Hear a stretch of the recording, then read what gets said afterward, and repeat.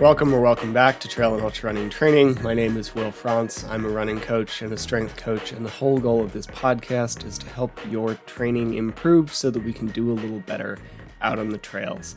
Today we just have kind of a hodgepodge of things all under the umbrella of like what it means to care in your training and how to do that a little better. So if you appreciate this, please subscribe or leave a rating or review or any of those things that tell the algorithm that this is something you find valuable, so it pushes it to more people so that more people can find it valuable and we can just like snowball this thing. Anyway, first off, on Monday, I wrote an email that talked about gymnastics, and it's because I really enjoy gymnastics. Now, to be fair, I only watch it every 4 years, which I can't really say makes me a fan per se, but it does mean that at the Olympics, every 4 years, I enjoy watching men and women do things that seem absolutely insane to me, and I'm not sure are physically possible until I watch them happen. Like some dude will hold on to a set of rings, do a bunch of flips, fall down into a maneuver that would dislocate both of my shoulders, and then immediately pop up into a perfect iron cross, and then rotate around his shoulder sockets into a planche in a way that doesn't actually make sense, and to me looks like levitation. And then a couple days later, some woman runs down a vault line and springs off of a vault in some twists and flips that would immediately make my brain come out of my skull before, like 20 minutes later, jumping back and forth between two parallel or uneven bars, rather, in a way that would lead to me breaking my neck. And I'm thinking it might be witchcraft, and it's very cool. And every 4 years, I watch this stuff. And thing I noticed this year was there was a very stark and important difference in the commentary than things I remember from when I was younger. I remember Beijing 2008, and there was this big conversation about how China had actually forged a birth certificate so that a 14-year-old could get in. And I also remember that while the commentary back then could have been how a 14-year-old girl was like preternaturally good at uneven bars, instead it was about how small she was and how much of a value it was that because she was smaller, it made it easier for her to fly through the air. There's also a long conversation about how like 21 and 22-year-old women were too old or too big to be doing some of the maneuvers. And it made sense at the time, if we're being super honest, like physics and flying through air and all these things, but it was never said about the guys. And we also so let's fast forward to this year, and I heard none of that. And it might have happened, but if so, it was so minimal. And I'm pretty sensitive to body comments due to both my job and my past, and I just didn't really notice it. And what I heard instead was people talking about how strong and powerful all of these athletes were, and not blinking an eye at the fact that like a few of them were in their like mid to late 20s. And in fact, they even commented on how young the Romanian team was, even though I'm pretty sure they had an average age of like 17, which a decade and a half ago was actually probably about the average age of the entire field. I didn't look it up. I could be wrong. But this is what I've noticed. It has been a big shift towards strength and power and reactivity and athleticism and speed, and focusing on the fact that those are what is going to help you excel as an athlete, and not how big or small you are or whatever number shows up on the scale. If you are strong and healthy, you have your best chance of performing well. And if you train and you train hard and you lift heavy weights, and for running, if you do speed works and you run a lot as much as you can, recover from in your schedule, and if you fuel and if you sleep and etc., then you will perform well. And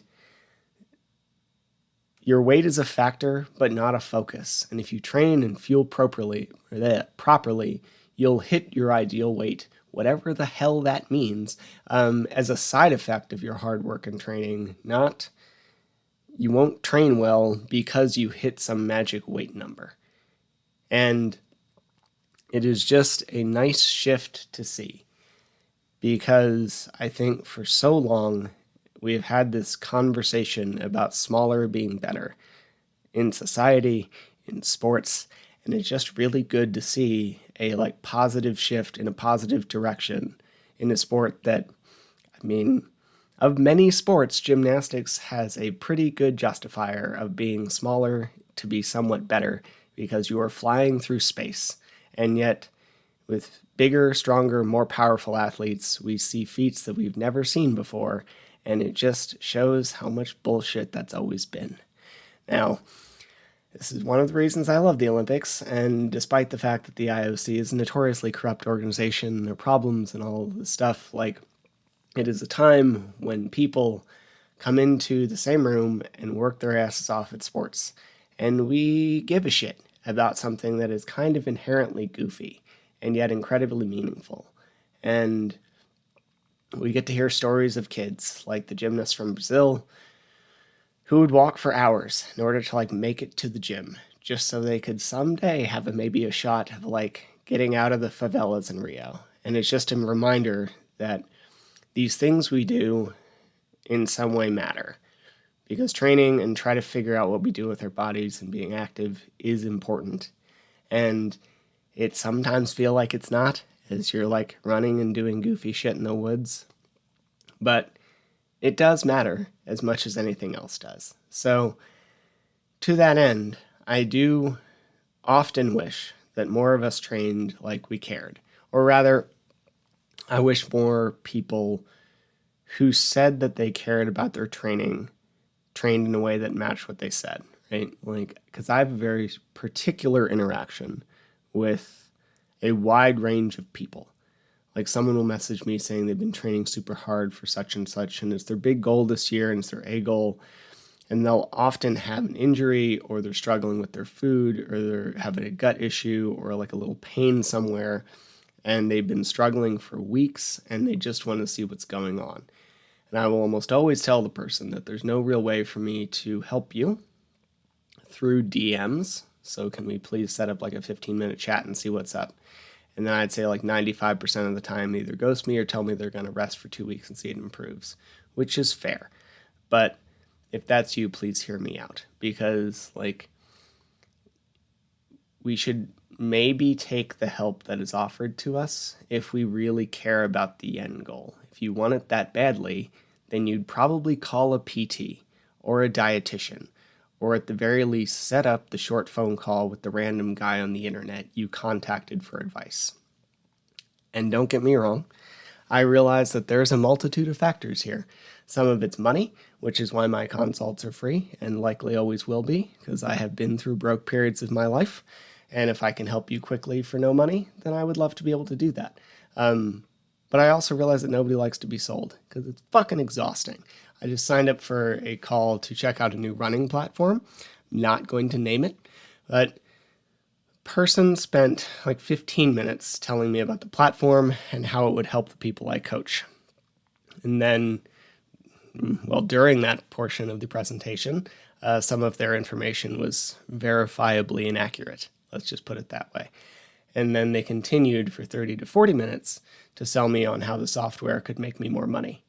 And as if I don't know that my current software, I use Training Peaks for a lot of reasons, but it's expensive. And I use it because it allows me, I think, to provide a better service.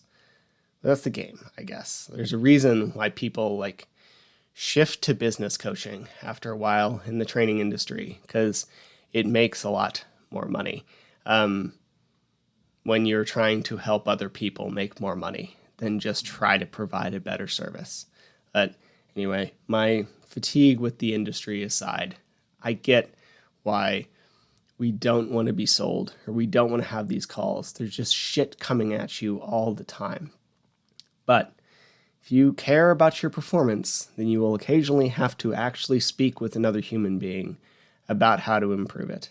And that may be a phone call, it may be a visit to a PT's office, it may be a meeting with a dietitian, but sometimes we need to actually reach out for help. And it's not you also don't need to commit to anything prior to actually being there, right? Just because you go see a PT doesn't mean you ever need to go back. Just because you have a phone call with me, you can hang up in the middle of it. It's fine. You need to do what takes care of you, but should also put yourself in a position to have enough information to do that. Because when we say that we care about training, we've been putting in months, 3, 4, 6 months, a year of work towards this thing. If you say you give a shit about your performance, then we should act like it. And it's not a Monday to Friday thing. It's not a only workout Wednesdays and Saturday long runs thing. It is an everyday thing. If you keep struggling with your hydration and you really want to get better, or if you keep struggling with your fueling and you have nausea and gut problems and you really want it to get better, and you don't even know how much fluid you intake every hour, or you don't start fueling until you're 90 minutes into your run, then one, if you don't know that that's a bad thing, I'm going to say that right now, you should have fluid and fuel targets based hourly that start from the beginning of your run, not from when you start to get hungry, not base your fluid off of thirst, because by the time you're thirsty, you're already kind of in a hole, and it's going to be a real bitch to get out of it by the end of your run. But we need to have a plan. And if we don't have that plan, and you haven't made that plan, and you know that that's a problem, then you don't actually care about your hydration and fueling getting better. Because it takes 5 minutes. And if you're injured and worried if you're injured and you're worried about an injury and you won't schedule a call with a PT or a sports med doc or whoever, then you're not that worried about your injury. And that's okay, but we should stop feeding our brain this cognitive dissonance that say that we care about performance and then act like we don't, because it leads to this daily mess of what we say is important to us and how our actions show what's actually important to us. So, on that note, I'm going to go eat some food so that later I can train hard and act like I actually give a shit about my training as much as I say I do.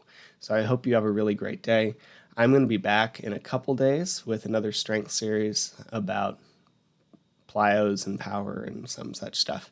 So I hope you have a really good rest of your day. Go have some fun on the trails. Thank you again for listening to the Trail and Ultra Running Training Podcast. I can't tell you how much I appreciate it. Just a reminder, nothing you hear on this podcast is medical advice, and you should always speak with a medical professional before making changes to your training or your nutrition. If you enjoyed the podcast or found it helpful, please leave a rating or review. It tells the algorithm robots that people like it, and that means more people will hear it. Or even better, just share it with someone who you think would benefit. If you prefer a video version, head to the Trail and Ultra Running Training Group on Facebook, or check out the Mountain Goat Endurance Coaching YouTube channel. Thank you again, and I hope you have a great next run.